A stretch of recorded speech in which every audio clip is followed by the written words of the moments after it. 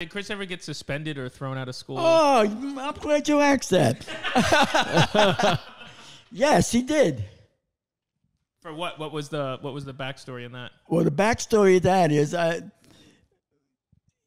went to every game he ever played, and the principal wanted to see his father, right? So Lightning over here says that's my nickname, Lightning. That's a cool nickname, right? Pretty cool for you, yeah. Lightning, dude. Chris comes to me, before the game, he comes to me and says, "Dad, you're my stepdad." I said, "What?"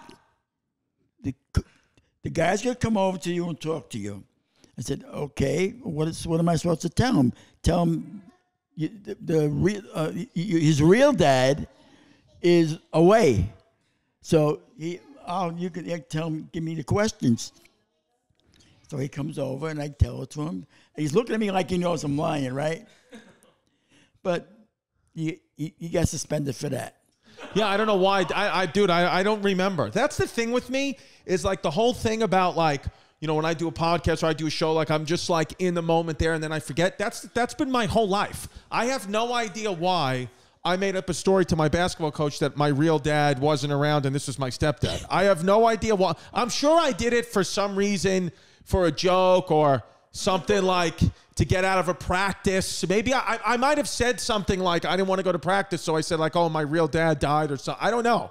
So it's just moment to moment with you. Moment to moment, dude. I don't even remember that, but obviously, Interesting. Well, you probably did tell him your real dad died, and obviously, you had your stepmother die. Yeah. Well, I never said that about. What do you mean? When you were in London, no. Oh, that's right. That's right. That's right. When I was in England. Yeah, I didn't want to be there anymore. So I was like, yeah, my stepmom died. Oh my Just to leave. Just stupid stuff. I regret that though. I regret, letting my anxiety at times get the best of me and miss opportunity. I had tickets to the Yankees Red Sox in London. Like that'll never happen again. I had tickets to go and I didn't go. I got on a plane, came back to New York like an idiot. But, you live and you learn. What can you do? You live and you learn. Did you notice when Chris became so anxious? When did that happen? Oh, that happened, I would say it was maybe 14, 15. It's gotten a lot better since then, though. Oh, yeah. No, you're 100% better. But he was crazy. It was actually the anxiety I used to deal with. I think looking back at it now, I truly had mental health, like for real mental health issues. Right. Like for real, actually, even in college, it should have been something where like I needed therapy. I needed multiple therapies, but going to Catholic school, they're always like, "Oh, Jesus saves, pray." But holding a pencil, I hold a pencil like an idiot, like an ape, because I should have had occupational therapy. I don't know how to hold a pencil. Eating my food, I never put food down. I always if I'm eating a slice of pizza or a sandwich, I never put it down on the plate, which is a problem. Like you're supposed to take small bites. I learned all this when I became a physical therapist and I would watch the occupational therapists work with the students. I'm like, everything that they're teaching these kids, I have that. I still, do that. And then with my anxiety in college, I couldn't focus at all without being I used to have to bring my cell phone out to the bench during basketball games because I needed to see text from my girlfriend at the time to see if she made it to the bus stop alive. And it was 5 p.m. in the middle of New York City, crazy fantasies I used to come up with in my head. And at that time, there wasn't a... You don't know the trigger or it just happened? I always thought it was September 11th, but if you're saying 14, 15, that was before September 11th. Interesting. I don't know. Yeah, well, you're always a nervous Nelly. My mom's a nervous person. And his mother's the same way. Yeah. Right. But I now, because now something happened, I think, when I had a kid where I was just like, oh, I can't, this energy is wasted energy. You can't just be, anxious on every little thing. Eventually you're going to die. So it sounds like you're just a lineage of men that need to be saved by babies. Yes. Correct. Yeah. Correct. Yeah.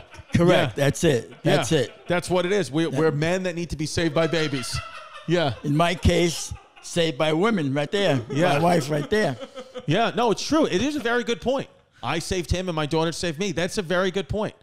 Because the anxiety, and again, I don't, think we're all works in progress. I still deal with it, but it's not like as bad as it was. It sounds like it affected you like gambling. I was going to say, as his gambling was destructive, my anxiety was destructive. I ruined plenty of relationships like that. Ruined, how was when I wasn't dealing with anxiety, I was a 95% free throw shooter. When I was dealing with anxiety, it was 50% free throw shooter. Correct. These are major things that, my coach, who didn't really know anything at the time, would just yell at me and bench me. But I was like, I needed help. Like I just needed, and I was in, I get it. When you have anxiety, especially back then, it's not now where it's like, it's cool to have mental health issues and everybody's wants to feel bad. And it wasn't like that in 2005. It was like, if you have something wrong with you, my friends would just make fun of me. They would be like, right. Who are you talking to? What do you keep praying for? You're a psycho. Get off your phone.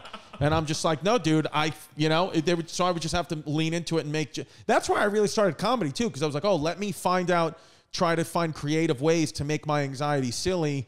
So my college teammates don't think I'm, a psycho. So they just think, he's just being funny.